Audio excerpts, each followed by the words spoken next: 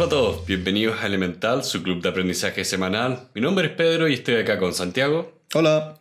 Y el libro de esta semana es Beyond Measure, Más allá de toda medida, de Margaret Heffernan. Margaret Heffernan es una conocida empresaria, CEO, es decir, gerente general, si lo decimos en español, de grandes empresas en Estados Unidos. Ella ha trabajado también para la cadena de televisión y noticias de la BBC. Ha tenido dos grandes libros, uno que se llama Willful Blindness y otro que se llama A Bigger Price, que ambos han ganado varios premios como muy buenos libros de negocios.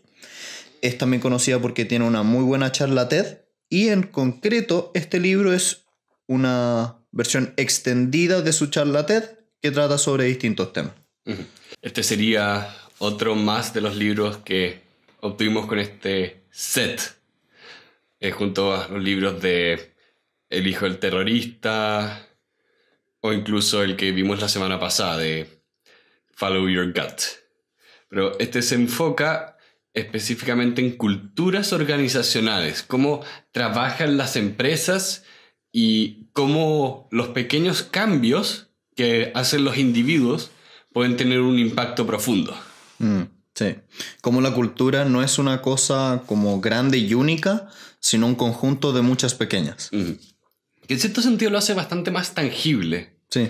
Porque se habla mucho de cultura empresarial, especialmente cuando estudias negocios, pero siempre es como, oh, la cultura tiene esta onda mística. Sí, muy etéreo. Muy etéreo. Y acá lo pone en pocas palabras de, no, son pequeñas acciones que hacen las personas, pero que se van sumando. Sí. Y se hace un efecto red. Sí, completamente. De hecho, el libro es bastante bueno al dividir en capítulos distintos temas de la cultura organizacional. Porque la introducción nos habla de eso, de la cultura explica mucho del éxito de las empresas, pero hay dudas sobre qué compone o qué hace una buena cultura. Y lo que la autora va a hacer a lo largo de todos los capítulos es ir uno por uno revisando un aspecto. Es curioso que algo que se le da tanto peso, que se entiende que es importante, se entiende tan poco, como es la cultura de cualquier organización. Esto no solo tiene que ver con empresas privadas, también tiene que ver con empresas estatales, cualquier tipo de organización humana, realmente. Es que como son sistemas complejos, entiendo por qué es difícil dar una gran respuesta. Pero tienes razón con que los estudios son siempre muy etéreos. Sí. Muy abstracto. Es que por eso siempre es importante la cultura. Genial. ¿Por qué? O cuál, o cómo. Claro. Sí. Es como que te digan, no sé, que ponerte al sol da riesgo de cáncer de piel, pero no te sepan explicar cómo funciona la luz ultravioleta. Ya, sí. Y dentro de esa misma idea, el libro parte con un gran como tema que son los conflictos dentro de las empresas. Fight Club. Fight Club. Los conflictos son habitualmente un tema muy tabú, son temas que las empresas tienden a esconder, intentan evitarlos, intentan que si es que hay alguno se resuelva demasiado rápido o que no haya publicidad de que hubo un conflicto. Y se pierde mucho de lo que la autora denomina como conflicto creativo o positivo que ayuda a que las empresas crezcan. Claro. Piénselo un poco como en el sistema solar tenemos que la Tierra está en la distancia perfecta del Sol, ni muy cerca ni muy lejos. Pasa un poco lo mismo con los conflictos. Hay un punto donde los conflictos explotan, hay puntos donde los conflictos no se toman y están... O sea, los conflictos no se reconocen y existen de manera perpetua. Y acá lo que la autora propone es, ok, aceptemos que hay conflictos y empecemos a abordarlos, porque ahí podemos empezar a efectivamente crear esta cultura a la que ella se refiere. Sí.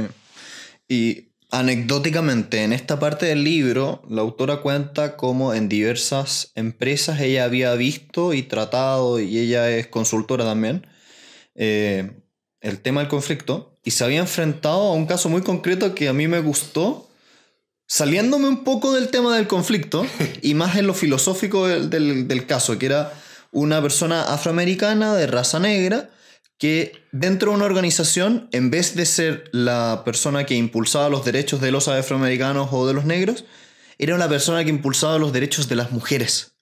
Entonces era muy interesante cómo esta persona había logrado muchos avances en ese tema en específico por el solo hecho de que él no era parte del grupo interesado. Claro.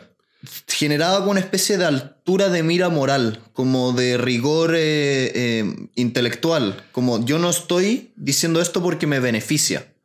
¿Te acuerdas cuando vimos este libro sobre el Tantra? Que nos reímos la parte que el lama decía que era muy importante verse con un lama oficial. Sí. Que siempre es bueno tener sospecha de una persona que te recomienda algo que lo beneficia directamente. Entonces acá se saltan esa trampa psicológica porque él podía decir, no, esto es lo que hay que hacer, esto es lo correcto y tú puedes confiar en mí de manera implícita. Sí, porque objetivamente esto no me beneficia. Claro. Entonces, me encantaría ver eso en el discurso público de hoy en Chile. En Chile, contextualizando para las que nos ven de otros lados de Latinoamérica o en España, que también tenemos varios auditores allá, han habido muchos conflictos sociales respecto de diversos temas y el tema que la está llevando hoy en día es el feminismo. Y me encantaría ver a hombres defendiendo el feminismo de una manera sana, de una manera intelectualmente abordable, de una manera correcta. Entonces, en cierto sentido me encantó esto porque era como una forma de decirte, sí, uno puede defender causas que no son tuyas y aún así generar un gran impacto. Bueno, y una de las cosas que de hecho analizaba acá la autora era un poco eso, de que si traes a alguien externo a un problema, obligas a esa persona a tener que empatizar. Tiene que hacer el ejercicio de ponerse en la posición de otro. Porque no me dio la impresión de que cuando ella daba el ejemplo de que vino esta persona externa al grupo y ayudó al grupo, estaba siendo paternalista con esas personas. Me dio la impresión de que lo que lograron fue lo que proponía un poco más adelante, que era un ejercicio de empatía que tenía este beneficio extra de el respeto y autoría informal. Sí, sí. Y el conflicto tiene muchas variantes, tiene muchas aristas, tiene muchos colores.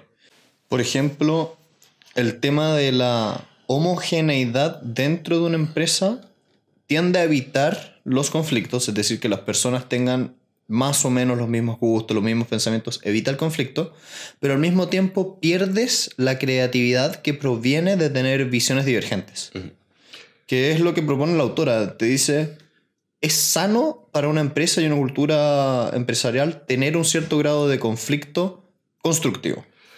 Yo creo que se pierde mucho en todo el discurso como de pro-diversidad, que no es solo como un bien social o un bien a la persona que es discriminada, tiene efectos positivos grandes. Hemos visto que los equipos diversos tienen mayores perspectivas. Hay toda una teoría, hay un modelo de resolución de problemas que descubre que un equipo diverso finalmente te permite encontrar soluciones que no habías pensado. Porque si tienes un equipo homogéneo, ¿qué ocurre? Van a encontrar el problema y van a tratar de solucionarlo maximizando la eficiencia. Eso sería como la punta de una montaña. Un equipo diverso te permite saltar a una montaña más grande. Ya. Y eso es muy, muy importante. Lo mismo pasa si es que dentro de una cultura organizacional hay mucho miedo. Ya, un problema es que todos seamos iguales, pero también otro problema es que las personas que sean distintas tengan miedo a hablar. Tengan miedo a dar su opinión, a proponer alternativas. Sobre todo la autora hablaba mucho de qué pasa cuando el jefe de la organización no es muy receptivo a las críticas o ideas distintas o visiones de los inferiores. Tiene este silencio tóxico. Sí, completamente. Para esto, una solución concreta, además de proponer más heterogeneidad dentro de una composición de la empresa, de evitar el miedo, otra gran propuesta de la autora que me pareció fascinante es: haz preguntas. La pregunta como un corazón y alma del conflicto. Como si es que eres capaz de crear las preguntas correctas, el conflicto puede transformarse en algo positivo. Y a propósito de ese tema, ella hablaba de que en la universidad le tocó estudiar negocios, lo que en Chile se llama ingeniería comercial, y le tocaba hacer análisis de casos empresariales. Y ella se dio cuenta que los casos empresariales, a medida que iba pasando el tiempo, envejecían y ya no hacían tanto sentido por el contexto. Pero las preguntas que se hacía la autora a propósito de esas empresas, ¿qué falló aquí? ¿Qué no falló aquí? ¿Qué podríamos haber hecho? ¿Qué no vimos? Esas preguntas siempre se mantenían para siempre. Lo cual me dio muy buenas ideas, por ejemplo, para mis clases universitarias, para preguntarle a mis alumnos. Decirle ya, pregunta de la prueba, cree preguntas correctas, o cree preguntas interesantes, o cree preguntas que generen valor. Eso podría ser un buen ejercicio intelectual. ¿Será que hay una obsesión con las respuestas? ¿Que hemos perdido un poco la apreciación por las preguntas? Incluso, ¿te acordás cuando leíamos el libro Curiosidad? Curious. Sí. Y hablaba de que a una cierta edad las personas se les enseña que no tienen que buscar preguntas, tienen que buscar respuestas. Sí, sí. Yo creo que por ahí va la cosa, como matar la creatividad, Sí, matar la curiosidad. Porque incluso a veces la respuesta correcta a una pregunta es preguntar si es la pregunta correcta. Y eso a veces pasa mucho en discusiones cuando te dan te presentan una pregunta se me olvida el nombre de la falacia propiamente tal, pero ¿qué es lo que hace? Que te propone dos alternativas, como esas fueran las dos únicas alternativas. Ya. Entonces, Una pregunta que supone dos tipos de respuestas únicas. exacto. Ya. Y ahí lo que hay que hacer para ir más allá de ese conflicto es, ok, ¿cuál es la pregunta de fondo? ¿Cuál es el tema que nos está tocando? No necesariamente evadir la pregunta, sino que a veces es responderla pero yendo más allá. Sí. Me recuerda mucho a una práctica que sugiere un autor que se llama Ryan Holiday, que yo la he visto también en otros lados, pero en este minuto recuerdo que él también la toca, que es los 3 por qué. Es tomar una dicotomía, tomar algo y decir por qué. Y una vez que tienes la respuesta, preguntar un segundo por qué. Y una vez que tienes esa respuesta, ver el tercer por qué. La gracia de eso es que vas a entrar a la médula. Vas a llegar al punto donde lo sustancial sale a la luz y te empiezas a fijar lo que es realmente importante. Uh-huh. Entonces, un poco como para resumir esta primera parte, lo importante acá es no esconder el conflicto, no esconder los errores, porque eso te permite tener este diálogo y también es cultivar este diálogo respetuoso. Porque hay que cultivar un espacio de conflicto, como una olla de presión, no puede explotar. Sí. Pero tampoco puede no estar calentar apagada. nada. Exacto. Sí. Tienes que ver los errores como oportunidades de aprender. Sí. Y también el equipo diverso te permite encontrar soluciones nuevas, pero también te permite crear empatía en el equipo mismo. Y acá habla también cuando hacía unos ejercicios de... Muy bien, voy a hacer que el equipo de marketing tenga que defender la propuesta del equipo de ventas, y el de ventas, el de contabilidad, y así sucesivamente. De hecho, ese era el tema del siguiente capítulo, que era el capital social. ¿Qué entendemos por capital social o segunda característica? Tiene que ver con el respeto, la confianza, la reciprocidad y cómo cultivas eso dentro de una empresa. Y como tú muy bien dices, ponerse en los zapatos de otra parte de la cultura organizacional, de otra función dentro de la empresa, te permite generar esto. Esta como confianza mutua. Y también es importante acá destacar que empatizar con alguien no significa necesariamente estar de acuerdo con esa persona. Sí. Tú puedes entender a alguien y aún así estar en desacuerdo. Pero estamos tan acostumbrados a no empatizar y estar en desacuerdo que no hay avance. Acá lo importante del capital social y la cultura de respeto que se quiere crear es que te permite crear esa empatía donde todavía pueden existir los conflictos. Sí. Y ya que hay empatía, el conflicto puede tener una resolución positiva para o todas las partes o para los individuos, etcétera, etcétera. Y el tema muchas veces pasa por... ¿Se puede enseñar la empatía? ¿Es algo que tú puedes crear dentro de una cultura o es algo que tú tienes que contratar? ¿Tienes que traer a personas a la organización que ya sean empáticas de por sí? ¿O bien tienes que decir, no, esto es un tema propiamente tal que se va a desarrollar con los años? Hicimos un experimento, tiramos un niño al bosque, vamos a ver si aprende empatía de los osos. Para los que nos escuchan, no hicimos eso. Pero ¿de dónde sacáis esos ejemplos, Dios mío? Tu mente es muy divertida. Bueno, enseñar empatía, ¿no es cierto? Bueno, la autora responde sí se puede enseñar la empatía. Y tienes que hacerlo de diversas formas. Una de esas es la que venía comentando Pedro. Es hacer una actividad donde pongas a todas las personas de una empresa en una función distinta a la suya e intentar describir cuál es esa función. Como para ponerse los zapatos. También había otro ejemplo divertido que habían hecho en una empresa muy concreta donde habían hecho un video. Por ejemplo, si tú eras de marketing, hacías un video describiendo la pega de los de ventas. Claro. Y los de venta tenían que hacer un video de los de administración. Y los de administración de los de recursos humanos. Y así. Claro, necesitaban que los distintos departamentos realmente se introdujeran y observaran de manera profunda a sus compañeros de manera de hacer como un video descriptivo. Sí. Casi que un documental. Y pareciera ser que arrendó la persona, el jefe de esa empresa, arrendó un cine y fue todo un tema. Un curso notable. Bueno, la empatía también toca un tema que yo creo que esta semana te ha tocado harto, ¿no es cierto, Pedro? Que es el escuchar. El escuchar al prójimo. Cómo hoy en día las reuniones son sentarse en una mesa con otras 3 personas, esperar tu turno para decir lo que tú querías decir y completamente olvidar que hay alguien más emitiendo información al lado tuyo. Bueno, esta semana efectivamente me tocó, ya que estábamos leyendo el libro, seguí el consejo de anda a la próxima reunión que tengas y no hables. Y hice eso en una reunión que también había más gente, realmente no era necesario que yo hablara, pero me gusta hablar.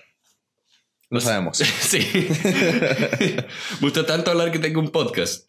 Entonces fue el ejercicio de voy a sentarme, callarme y entender. Y bueno, dio muy buenos resultados. El otro fue con otro cliente que, bueno, todas estas cosas por motivo de respeto y privacidad no puedo entrar en detalle, pero aún así. Llegué allá y la persona lo primero que me pregunta es, ya, ¿qué vienen a ofrecer esta vez? ¿Qué vienen a proponer? Y dije, no. Yo vengo a preguntarte en qué están y cómo te puedo ayudar. Quiero que nos sentemos y yo te voy a escuchar. Y la persona se le relajaron los hombros. Le cambió la expresión y tuvimos una reunión de media hora que fue maravillosa. Ya. Es tan raro ser escuchado, especialmente en un ambiente organizacional, que las personas sienten que no las están tomando en serio. Como que pasa por un tema casi que de respeto o de imagen, de vamos a pelear con nuestros egos acá, en lugar de no, vamos a atender un problema puntual. El ego se deja de lado. Yo creo que la palabra clave aquí es, bueno, esto no está en el libro, pero lo estábamos discutiendo antes del podcast con Pedro, la escucha activa. Tal como cuando uno lee un libro y lee activamente, es decir, subraya, toma anotaciones, hace un resumen. Para mayor información, vea nuestro podcast de cómo leer un libro. Exacto. En el escuchar activamente implica sentarte y efectivamente intentar tomar lo que te está diciendo la otra persona y hacerlo propio. Entenderlo realmente. Ser capaz de repetir lo que dijo el otro o reformularlo. Un ejercicio muy bueno es pon a 2 personas, sobre todo por ejemplo una pareja que tiene conflicto, y diles escúchense. Y al final de que tú te escuches, tienes que decir lo que dijo la otra persona. Reformúlalo. Y ahí es donde tú obligas a generar una postura y una actitud de verdaderamente te voy a escuchar. Voy a efectivamente tomar lo que me estás diciendo y a incorporarlo. Porque si es que estás tan metido en yo quiero decir algo, claro, y me da lo mismo lo que está diciendo el del frente, el conflicto no tiene fin. Porque nunca va a haber comunicación.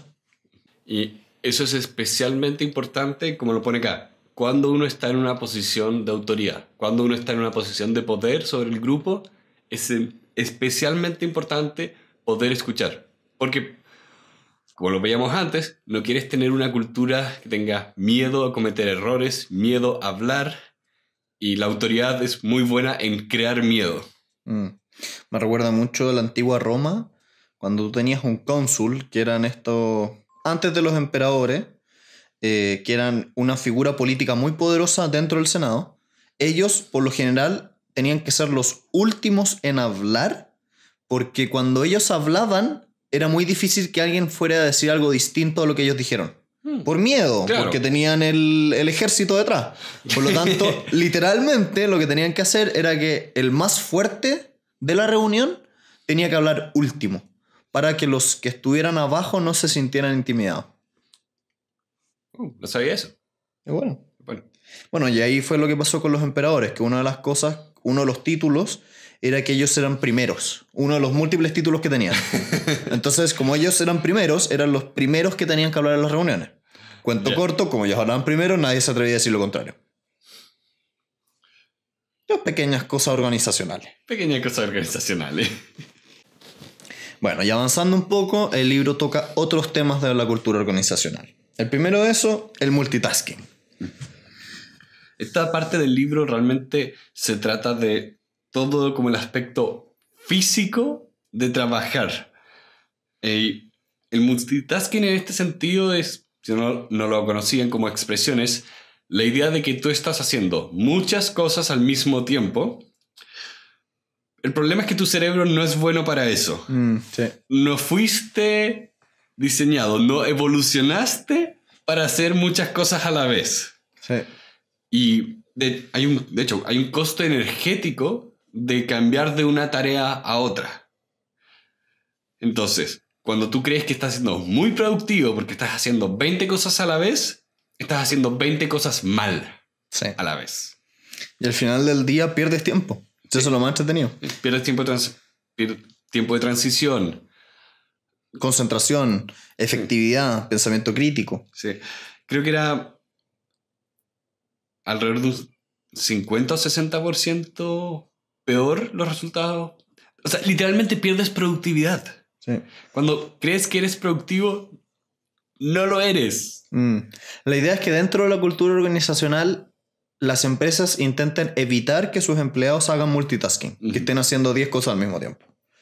De la mano de eso también, la idea es que bajen la cantidad de horas. Pero déjame dar un ejemplo. Dale.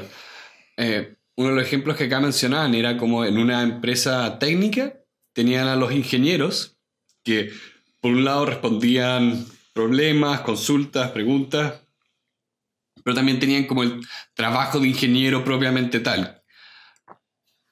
Y lo que contaban era que nadie estaba contento, así que hicieron que durante 3 días a la semana, las mañanas son las horas donde nadie molesta a los ingenieros.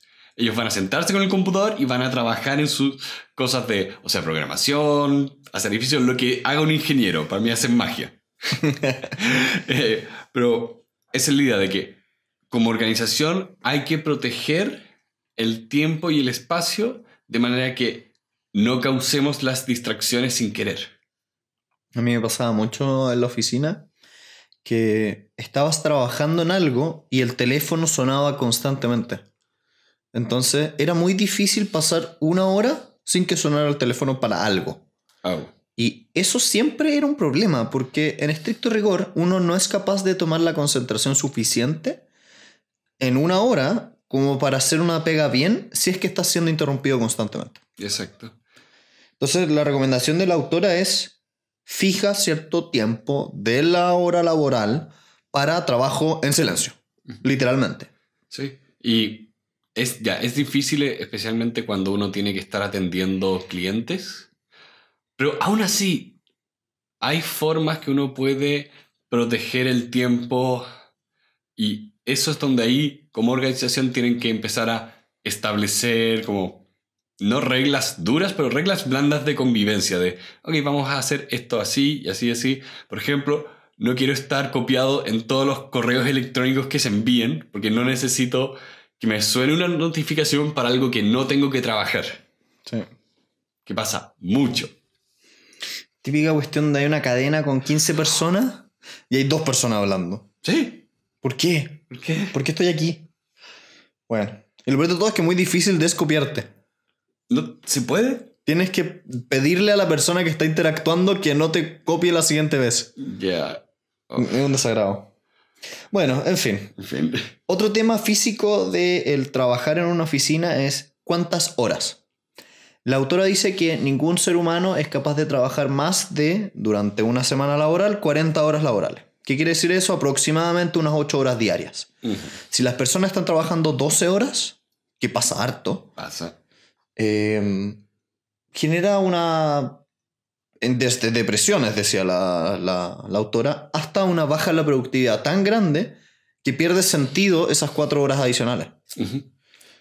Y de hecho, es peor cuando consideras que, claro, son 8 horas, pero 1 hora es de almuerzo, 1 hora de ida a trabajar, 1 hora de vuelta a trabajar.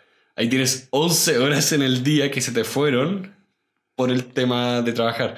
Me contaba, de hecho, un compañero de trabajo, que en Google, como te pasan a buscar en un bus que tiene internet, Uh-huh. el momento que tú sales de la casa se considera como horario laboral. Tú trabajas en el bus, llegas allá, sigues trabajando y cuando te traen de vuelta y te dejan, dejas de trabajar. Ya. Igual este tema lo encuentro muy interesante para las personas independientes. Este no es un tema que está tocado en el libro. Este es una temática que suele olvidarse porque el emprendedor muchas veces trabaja sin desconectarse. Trabaja fin de semana, trabaja noches, mañanas. Y yo, por ejemplo, tengo emprendimientos y me genera el tema de ¿cuándo me desconecto? ¿Cuándo paro? Me he pasado semestres enteros sin un fin de semana. Y uno lo siente. Uno lo siente. Yo, la verdad, las cosas es que lo admito. Aunque uno no lo quiera, uno es humano. Y llega al punto donde en verdad estás reventado. Sí, y tienes que descansar. Y curiosamente, hay gente que incluso necesita emplearse por un tema de salud mental. Sí, pues. Porque no son capaces ellos mismos de dejar de trabajar. Necesitan que alguien de afuera les diga: se acabó el horario de oficina, ándate a tu casa. Sí. Y esto va muy de la mano con el siguiente punto que toca la autora, que es descansar también incluye dormir. Las personas que no duermen bien o que no duermen lo que necesitan terminan siendo menos productivas. 7 a 8 horas. Entonces, si es que eres una persona que tiene una falta de sueño crónica, aunque no lo quieras, te estás matando y 2, estás siendo menos productivo. Objetivamente, quedarte toda la noche trabajando te hace mal, literalmente. Y ahí hiciste un peor trabajo. Sí. Y acá ella tocaba el tema de que tenemos el sesgo de que una persona que pone tanto de sí mismo en la organización, tenemos ese sesgo de que esa actitud es buena, es compromiso, es lealtad, es pasión. Pero cuando llega el punto donde la persona deja de dormir, tiene una pasión muy mala para la empresa. Sí, porque está perdiendo su tiempo, está perdiendo el tiempo de todos, está cometiendo muchos errores. Entonces, ese trabajo extra puede incluso no compensar los errores extras. Sí. El ser capaz de detenerse y el ser capaz de tener un tiempo para trabajar en silencio, como decíamos hace un rato, es fundamental. Pero también tener oportunidades para... el autor habla de salir a caminar, pero es más profundo, es tener oportunidades para pensar. ¿Cuántas veces dentro de la pega, dentro del trabajo, te detienes una hora a tener ideas creativas, a atreverte a detenerte, a atreverte a conectar puntos, a leer, a profundizar, bueno, salir a caminar, si es el fondo.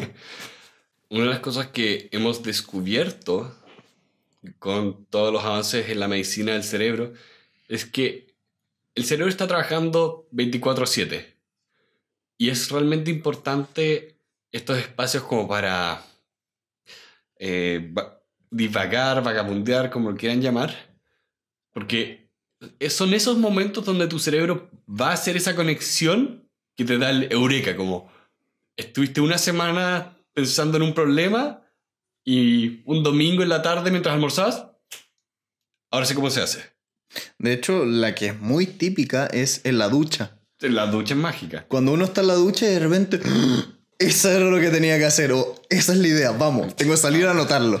A mí me pasa harto con la bicicleta. Ya. Cuando voy camino a trabajar en bicicleta, voy como, ¡oh! ¿Puedo hacer esto? ¿Por qué no se me ocurrió antes? Ya.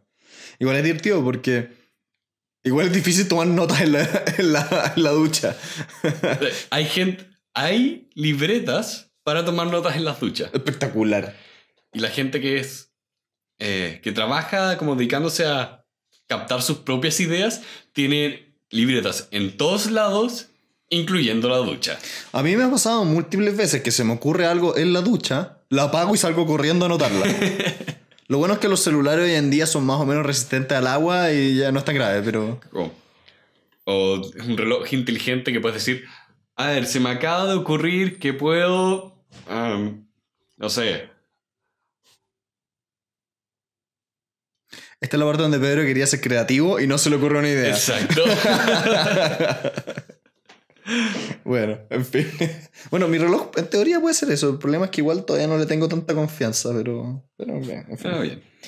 Bien. Y un último tema que también está relacionado con el tono anterior es una práctica muy típica en ciertos tipos de industria. La industria financiera, los abogados lo hacen mucho, la industria de los videojuegos, que a Pedro le encanta, digamos, también lo hace, que consiste en hacer crunch.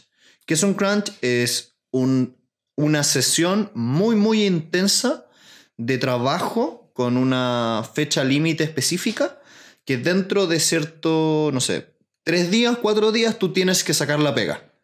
Por lo tanto, las personas pasan de largo toda la noche trabajando, trabajan 20 horas diarias durante estos 3 días hasta sacar el objeto. La gente literalmente duerme en los puestos. De trabajo, sí. Sí. Tienes tu escritorio, apagas el computador y te pones abajo el escritorio en un saco y duermen ahí. Sí, y se levantan 3 horas después y siguen. Eso, la idea era que, tú hacías esto como las últimas semanas, el último mes, como para llegar a la fecha de entrega. Y después tú tienes un periodo de desintoxicación, donde te vas a un sauna y te relajas y compensas el cansancio extra. De hecho, la idea era que se generara un sentimiento de camaradería, de nos estamos empujando unos con otros. De nuevo esa visión positiva de una mala actitud. Y el problema que tenía, era, según la autora, era que esto, 1, es muy poco productivo realmente, y 2, genera el vicio de que se suele perpetuar mucho. Sí. Que ya iba a ser en teoría 3 días, pero en estricto rigor ahora pasó a ser 3 días cada 2 semanas. O 3 días todas las semanas. Cuento corto, termina transformándose en un vicio. Exacto. Y también tú puedes obtener los mismos resultados de camaradería con otro tipo de prácticas, como lo vamos a ver más adelante. Otro problema dentro de las culturas organizacionales es que son muy cerradas. ¿Qué entiendo por muy cerradas? Tienen una visión de la solución del problema o servicio que ellos están entregando desde adentro y olvidan que hay un cliente afuera que va a ser quien va a recibir la solución. Entonces, el tener una empresa muy cerrada te quita creatividad y te ciega a las verdaderas necesidades. Acá daba el ejemplo de qué pasaba cuando hacía que incluso distintos departamentos trataran de resolver un problema. Y se daba cuenta de que incluso dentro de la misma organización, la capacidad humana se estaba desperdiciando porque la gente no estaba hablando entre ellas, no se estaban compartiendo las ideas, estaban tan cerrados a la idea de que, por poner un ejemplo simple, un peluquero puede hacer un trabajo de un zapatero, que se negaban a encontrar esos momentos de genialidad y soluciones extraordinarias. Porque, de hecho, muchas de las grandes innovaciones se habla de que es cuando una persona conecta dos ideas que no estaban muy relacionadas y las relaciona. Y lo mismo ocurre acá cuando la gente tiene disciplinas muy distintas y las aplica a otro tipo de problemas. Está el clásico dicho de, mira, si tienes un martillo, todo te parece un clavo. La contraparte de esto sería que a veces tener un martillo y ver todo como un clavo, vas a encontrar una solución extraordinaria. Vas a encontrar ese clavo mágico que nadie estaba viendo. Sí. Y para eso y para generar estas cosas que tú estás diciendo de unir grupos, es importante que las personas dentro de la organización sean capaces de salir al mundo real y enfrentarse a estas visiones distintas. El ir a preguntarle al cliente, ¿qué necesitas? El ir a mirar tal cosa, ¿qué está pasando?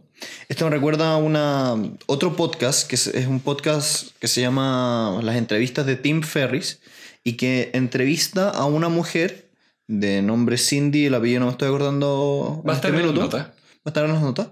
Donde ella contaba que una de las grandes innovaciones que tuvo su empresa fue el ir, ellos creaban productos farmacéuticos, ir a ver cómo utilizaban las personas su medicamento. Y ahí se daba cuenta de las necesidades emocionales que traían aparejado y el tipo de servicios que ellos necesitaban. Sí.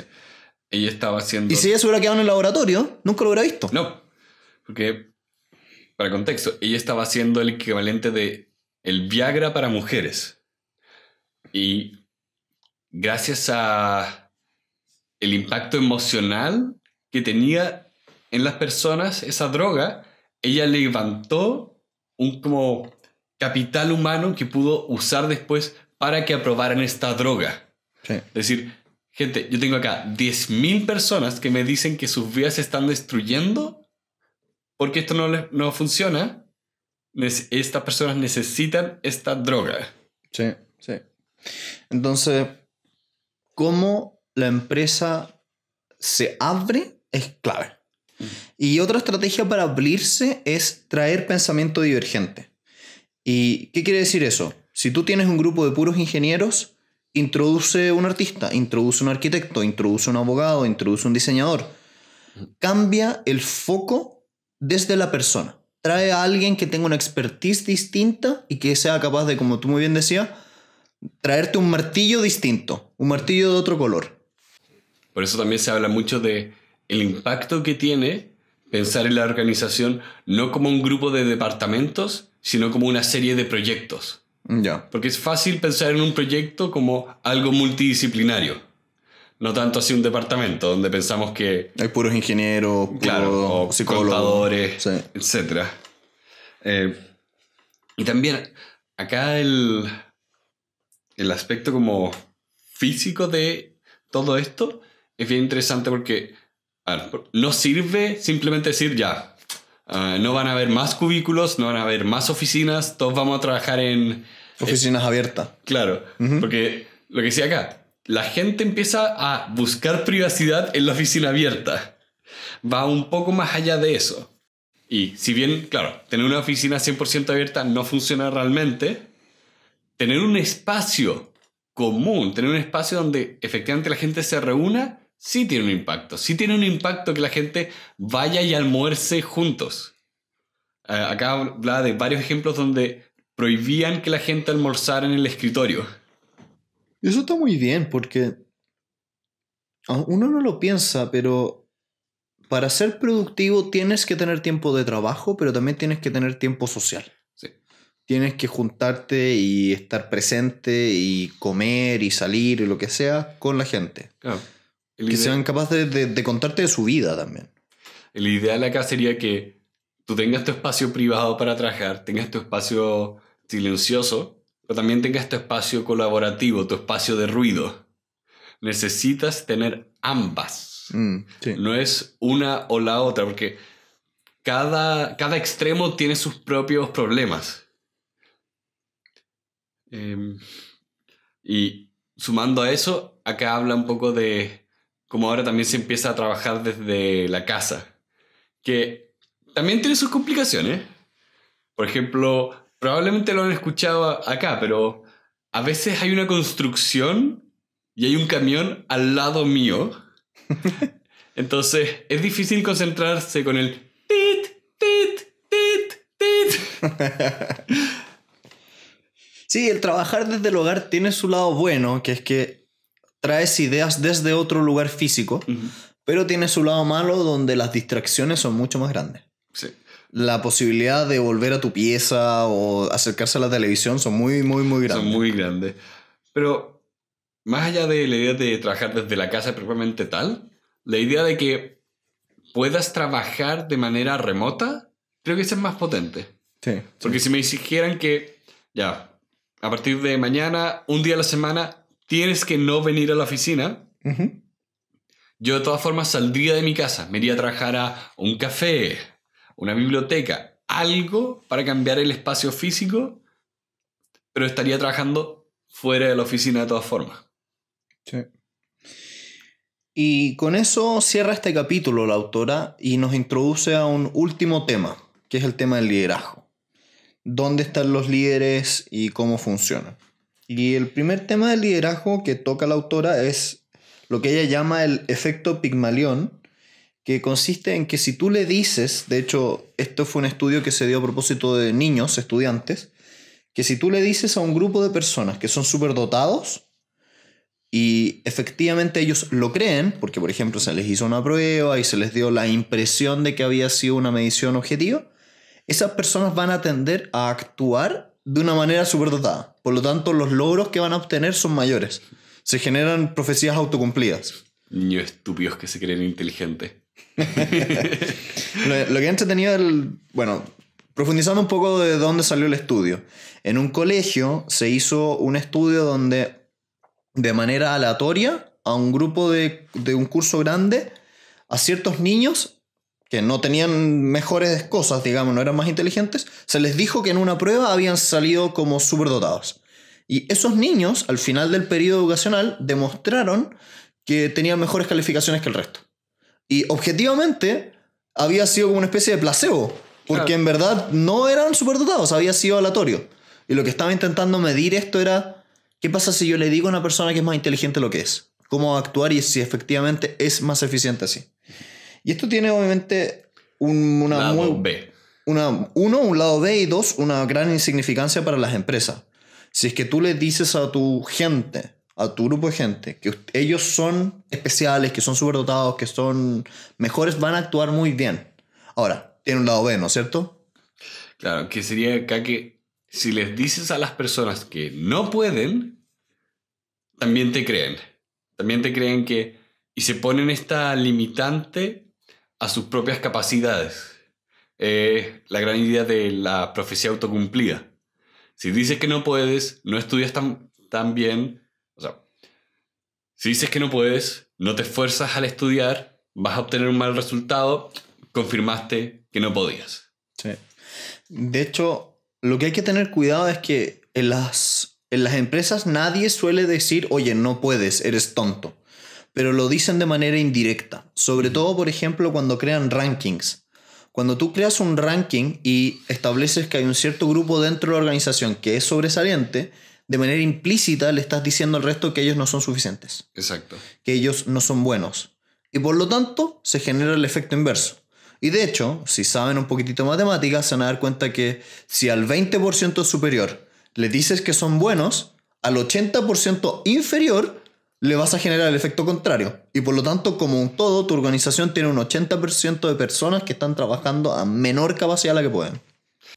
Creo que esto también se da muy fuerte acá en Occidente por esa idea de la importancia del individuo.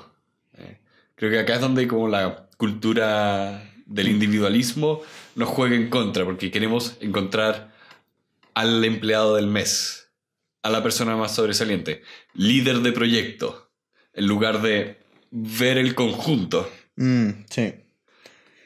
Ahí la idea del liderazgo distribuido es clave.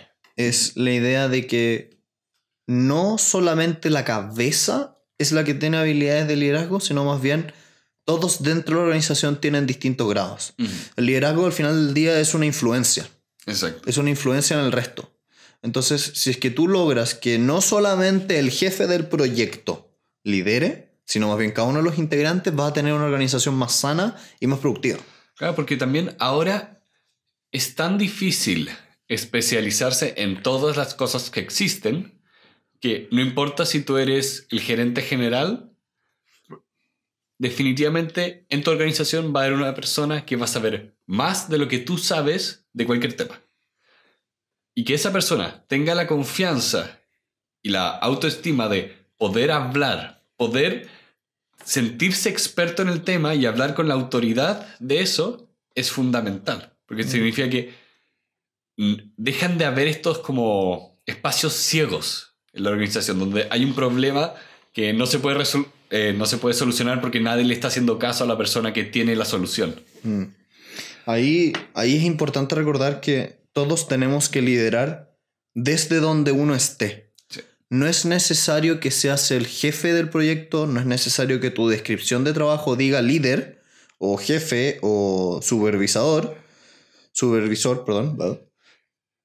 Desde donde estés, puedes crear ciertas innovaciones. Puedes atreverte a tener una opinión. Puedes atreverte a crear algo. Porque de nuevo es profecía autocumplida. ¿Se acuerdan cuando vimos Predeciblemente Irracional? Que veíamos el caso que tomaban un grupo de estudiantes en Estados Unidos, pero que eran de ascendencia china. Y el experimento consistía en tomar este grupo, que por cierto todas eran mujeres, y a un grupo les recordaron: los chinos son muy buenos en matemáticas. A la otra mitad del grupo les dijeron: recuerden que las mujeres no son tan buenas en matemáticas. ¡Pum! Instantáneamente, el grupo que les dijeron que tenían las aptitudes para ser buenas tuvo mejores resultados que el grupo que les dijeron que estaban destinadas a hacerlo mal. Sí, es increíble cómo las expectativas propias definen mucho cuáles son tus resultados. Sí. Si tú crees que puedes, puedes. Si tú crees que no puedes, no puedes. Sí, acá hay un tema, bastante personal, que tú acá me contabas que estás tomando un magíster y volviste a tu práctica de no ver tus calificaciones, no ves tus notas. Ya, a ver, contextualicemos eso para que se entienda. En la universidad a mí me pasó que me fijé que el foco de atención de los estudiantes era la calificación o nota que se sacaban. Y yo dije, voy a intentar cambiar el foco de atención dentro de mi proceso de educación y dejar de preocuparme de la nota y preocuparme de aprender. Por lo tanto, dejé de mirar las calificaciones que me sacaba. Tú ni siquiera revisabas la prueba. No. Y sobre todo porque en Chile se da el vicio de que las pruebas que te entregan o las pruebas que uno rinde no suelen venir con feedback. Solamente vienen con un puntaje asociado. Entonces, verdaderamente no te aporta en nada leerlo. Es como, ya, qué lindo, sacó un 93%. ¿Por qué no saqué ese 7% restante? No lo sé. Es que a eso es lo que iba, porque incluso esa actitud parte desde arriba, parte de estoy en el 90% de la calificación. Porque la idea contraria viene desde abajo, viene de necesito el puntaje extra para llegar a la nota mínima. No. Viene de la idea de, no, tengo que ver mi calificación, tengo que ver mi examen porque no estoy llegando a la nota mínima y tengo que convencer a la persona que me la dé. Sí. ¿Te das cuenta que más allá del análisis del efecto que tenían las calificaciones, tú te predispusiste a pensar que te estaba yendo bien, a que no habían errores que pudieras revisar? O más allá que no los hubieran, Claro. En que yo iba siempre a estar estudiando para sacarme el 100%. Exacto. Y que siempre iba a estar bajo el miedo de que efectivamente en las pruebas anteriores yo me hubiera sacado un 20% y necesitara el 100%. Por lo tanto, siempre estaba buscando sacarme el 100%. Claro, era como veíamos antes, quemar las naves. Sí, completamente. Dio buenos resultados al final. Sí. No sé si se lo recomiendo a todo el mundo. Es una forma de ver curiosa la vida, pero bueno. De nuevo, no hay modelos perfectos, varios son útiles. De hecho, respecto a esa misma frase, la autora concluye este texto completo, el libro completo, diciendo: algunos de ustedes se habrán dado cuenta que hice recomendaciones que muchas veces sonaban como contradictorias. Necesitas personas que descansen, pero al mismo tiempo necesitas personas concentradas en tiempos de silencio. Necesitas esto, necesitas lo otro. ¿Y por qué es esto? Y como tú acabas de decir, es porque las organizaciones no tienen una única solución. No tienen una sola fórmula secreta para tener la cultura organizacional perfecta. Uh-huh. Y con eso cierra el libro, que es breve y... de hecho, el epílogo, que es esto que acabamos de decir, tiene 1 página y media. Sí, con suerte. Bueno, así son todos los libros TED. Y me gustan por eso, porque estos son temas que necesitan masificarse más. Tanto por que toda la gente tiene que informarse sobre temas de salud, como, por favor, que algún día la gente empiece a aplicar estas cosas y trabajemos menos de 8 horas. Sí. Porque a nivel personal, la de 5 a 6 es la peor hora del día. Porque llevo todo el día trabajando y lo único que quiero es terminar. Ya. Bueno, a mí me pasa que como independiente trabajo mucho más de lo que debería y siento lo que decía la autora. Siento cada 2 semanas que estoy cansado, que no estoy rindiendo correctamente, que me empiezo a distraer con mayor facilidad. Claro. Ahí hay que usar las técnicas que veíamos en... el primer podcast, de hecho. Exacto. El primer episodio. Porque hay técnicas para trabajar mejor, trabajar de manera más productiva. Hay que tomar esta cosa como una maratón. Hay una forma de correr una maratón. No es la misma que se usa para correr 100 metros planos. Y eso es descansar bien, saber a cuáles horas trabajas mejor. Ahora hay un libro que estoy leyendo que se llama When. ¿Ya? Se llama Cuándo. Que habla de cómo somos y nos comportamos en las distintas horas del día. Ya. Y eso es clave y tiene que absorberse en el espacio de trabajo. Porque no solo va a hacer que todos trabajemos mejor, nos va a hacer más felices. Si tuvieras que recomendarle este libro a alguien, ¿a quién se lo recomendarías, Pedro? ¿Usted tiene un trabajo? Léalo. De hecho, curiosamente yo se lo recomendaría más a jefes. Siento que habría mayor impacto ahí. Personas que tienen un cierto grado de liderazgo dentro de las organizaciones, creo que sería bueno que leyeran este libro. Sí. Sin obviar que todos debemos liderar desde donde estemos, digamos. Sí, porque estas cosas es importante tomarlas tanto desde arriba como desde abajo. Porque no tiene sentido que el jefe diga A, el subordinado diga... Ya, el jefe está diciendo A, pero en realidad B es lo que funciona. Ya. Y después el subordinado termina haciendo Z. Tiene que partir de ambos lados. Y pasa mucho en ciertas organizaciones que son clásicos casos de estudios de por qué las ideas que tenía la directiva no llegaron a la secretaria o a la persona que esté más abajo. No sé. A mí personalmente de este libro me gustó la anécdota, muy concreto, ¿no? Lo que más me llamó la atención era la anécdota de este afroamericano peleando por las mujeres, porque lo sentí muy contingente. Y me gustó también el espacio donde hablaba de integrar a personas con una expertise completamente distinta dentro de tu organización para tener esta como visión más amplia. Y si tuviera que poner una nota, del 1 al 10 yo me quedo con un 7. Sentí que era un buen libro, entretenido, breve, pero a mí personalmente no me habló desde mucha novedad. ¿Qué quiero decir con eso? Estas cosas yo afortunadamente ya las había leído en muchos otros lugares y no sentí que hubiese mucho que me hubiese aportado a mí desde el punto de vista personal.